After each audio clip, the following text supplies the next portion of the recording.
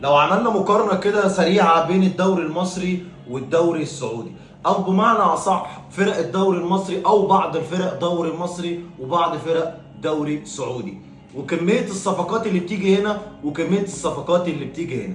تعال نبص على سياق فرق الدوري السعودي بيجيبوا صفقات بمبالغ ضخمة، بس الصفقات دي بتبقى الاحتياج بتاعها، او بمعنى صح انا محتاج مركز بجيبه ايا كان ايه تمنه، بجيبه عشان يديني الاداء اللي انا عايزه او يسد فراغ المركز اللي انا محتاجه. يعني ما بيجيبوش اي صفقة وخلاص، ما بيسدش خانة والسلام. والكلام ده شفناه في كأس العالم للأندية. الهلال السعودي بيتأهل لدور الثمانية، يعني الهلال السعودي ضمن 8 فرق الأفضل في العالم، 8 فرق اللي هينافسوا على كأس العالم في النهائي. على بقى نبص على الصفقات اللي بيجيبوها في مصر أو الأندية بتعملها في مصر.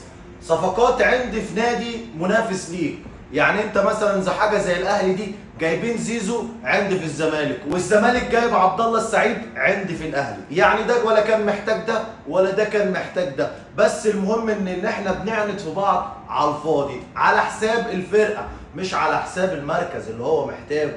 انت ليه ما بتدعمش المركز اللي انت محتاجه؟ الاهلي كان محتاج في كاس العالم مساك، راح يجيب فيرود. ايه يا عم، هو اي كلام وخلاص؟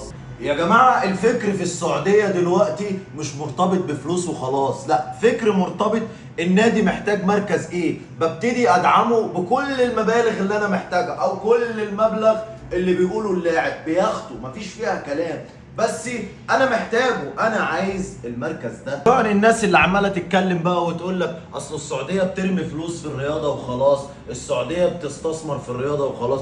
يا عم تعمل زيهم، استثمر زيهم في الرياضه، هات لعيبه عالميه انت محتاجها في المركز بتاعك تدعمك وتوصلك للعالميه، زي ما حصل مع الهلال السعودي وغيرهم ومع النصر وغيرهم. اتمنى في مصر نغير عقليه الصفقات شويه، يبقى النادي اللي عايز حاجه يجيبها مش يعبي وخلاص، هي مش قايمه والسلام.